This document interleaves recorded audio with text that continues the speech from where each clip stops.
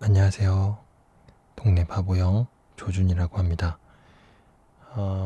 제가 매빅3 리뷰를 얼마 전에 했는데요. 할 얘기가 조금 더 있어가지고 오늘 마이크를 켰어요. 아니, 카메라를 켰어요. 마이크를 좋은 걸 썼더니 마이크 얘기부터 나왔네요. 그 이야기 전에 하고 싶은 이야기는 진실이라는 거는 사람이 어떻게 알 수 없는 레이어라고 생각해요. 그러니까 그런 거 있잖아요. 지옥이 있다, 천당이 있다. 예를 들어서 사람들이 다 얘기를 하지만 그거를 사실 증명할 수 있는 사람은 아무도 없잖아요. 그런 것처럼 우리가 어떤 거에 대해서 뭐 진실이다, 진짜다, 뭐 이렇게 이야기를 할 수는 있지만, 내가 확인했다, 내가 경험했다 할 수 있지만, 그게 진실인지는 사실 아무도 알 수 없는 거고, 그런 의미로 보자면 그 진실이라는 거는 어떤 거를 내가 알게 돼서 내 안에서 작동을 하게 되는 것 같아요. 내가 그렇게 믿는 거지, 그게 뭐 우주의 진리다, 그게 정해진 것 맞다, 이렇게를 증명할 수는 없는 것 같아요. 그러니까 무슨 얘기냐면, 제가 하는 이야기들도 그냥 그런 얘기니까, 뭐 이게 뭐 제가 얘기한다고 그게 진실이 되는 것도 아니고, 그냥 가볍게 그냥 매빅3에 대해서 제가 어쨌든 다른 분들보다는 많이 경험을 한 것 같아요. 매일매일 찍어보고 데이터도 보고 실제로 뭔가 경험을 해보기는 했으니까요. 그리고 얼마 전에 저 상을 받았어요. 사진 원래 하다가 영상 쪽에 들어온 지 한 7, 8년 된 것 같은데, 열심히 살았더니 이거 무슨 한반도 자연유산 한국방송공사 작년에 KBS 3면 찍은 다큐멘터리가 상을 받아가지고 대상 촬영 감독 조준 해가지고 장관상 받았어요. 정보기술통신부. 그러니까 너무 이렇게 이상한 사람이 하는 말은 아니니까 그래도 약간은 신뢰를 가지셔도 될 것 같아요. 뭐 본질은 변하지 않지만 한국 사람들은 저런 타이틀 있으면 좋아하고 믿잖아요. 네, 그래서 지금 뭐 내일 광주에 촬영하러 오늘이구나, 내려가야 되는데 뭐 이렇게 준비하면서 할 수 있는 부분은 좀 리뷰하려고 이렇게 하고 있어요. 먼저 화질에 대해서 이야기하시는 분들이 많더라고요. 그러니까 뭐냐면 600만 원짜리 매빅 시네 버전이 있고 일반 버전이 있는데 굳이 그 600만 원씩이나 주고 시네 버전을 구입해야 할까요? 이런 분들이 질문이 가장 많았던 것 같아요.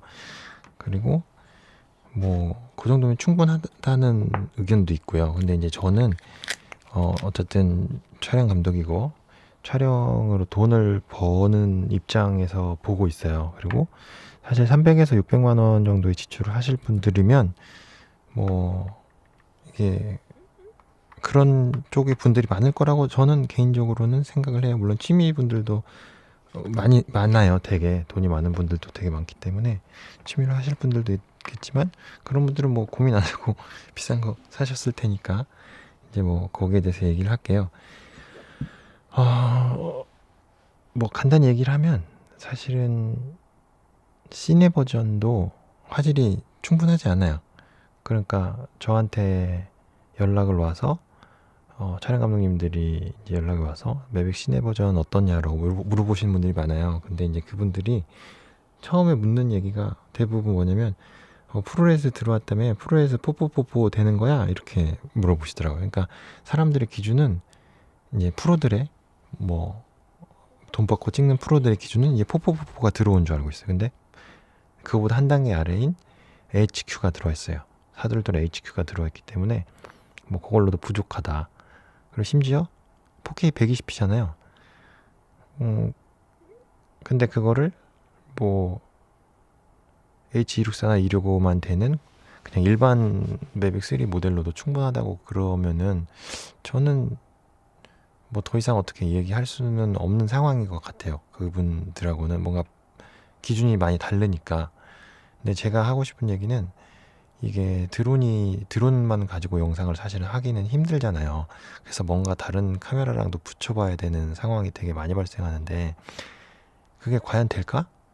이게 그 색보정할 수 있는 여지가 있을까? 저는 잘 안 될 것 같거든요. 뭐 그것도 마찬가지겠죠. 뭐 대충 대략 어느 정도 맞추어서 되는 정도의 뭐 수준이라면 뭐 할 수도 있을 거라고 생각을 하지만 뭐 저는 잘 모르겠어요. 어려울 것 같아요.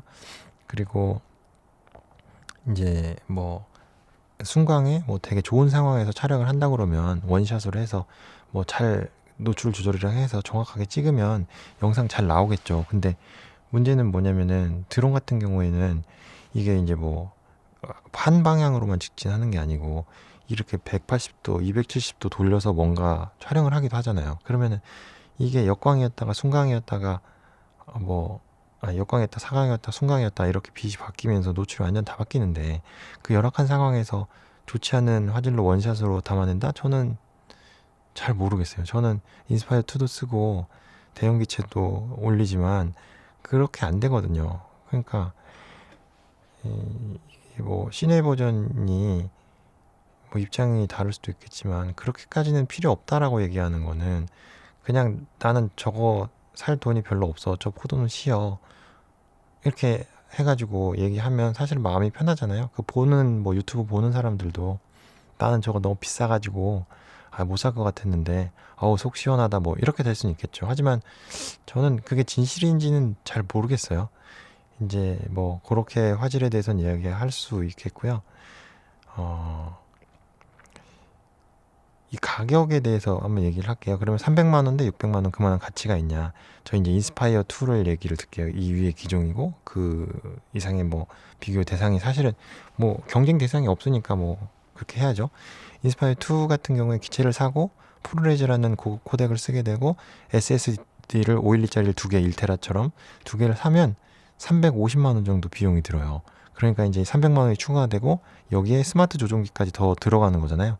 그러니까 저는 오히려 가격 면으로는 되게 이점이 있다고 생각하고 이 인스파이어급의 기체를 날린다는 거는 이런 애들하고는 완전 다른 개념이에요. 그러니까 대형 기체를 이제 준비해서 띄워보신 분들 알겠지만 이렇게 일체형 소형 바디를 이렇게 빨리 준비해서 막 날려가지고 막 촬영하고 막 돌아오는 거하고 인스파이어 세팅을 해가지고 그걸 날려가지고 뭐 여러 가지를 해가지고 다시 받아가지고 세팅을 다시 정리하고 이거는 정말 한 2배 정도의 에너지나 스트레스나 이런 게 있거든요. 그러니까 제가 생각할 때는 이렇게 소형화를 시켰다는 거는 더 돈을 받고 더 해야 되는데 적당한 가격에 이제 저는 납득할 만한 가격에 시내 버전이 나왔다고 생각을 하고 있는 거죠. 또 하나는 이제 120p 카메라라는 거예요. 4K 120p 화질이 괜찮아. 쓸만한 화질이야. 근데 그런 드론을 만약에 그런 촬영이 있어가지고 해야 된다고 보잖아요. 그러면 제가 볼 때는 뭐죠? 소니 A7 120p 되는 게 뭐죠?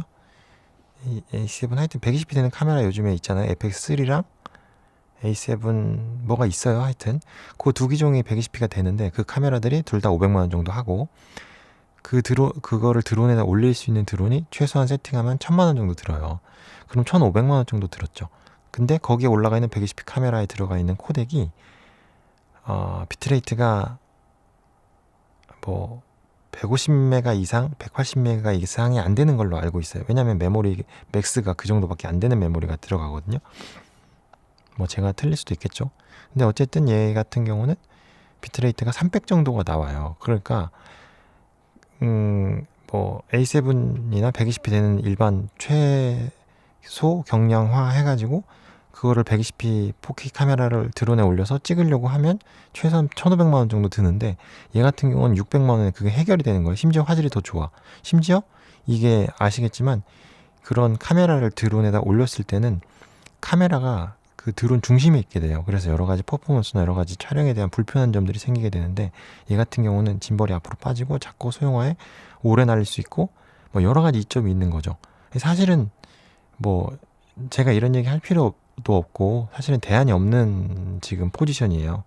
그래서 뭐 아시겠지만 얘로 뭐 4K 120p 촬영을 뭔가를 하면 지금은 드론에서 그런 걸 많이 보지 못했기 때문에 뭔가 약간 영상에서 특이함 뭐 신기함 뭐 이런 걸 주기에 뭐 충분한 지금 뭐 상황이다 뭐 이렇게 이야기를 할 수가 있을 것 같아요. 그리고 뭐 또 할 얘기가 뭐가 있죠?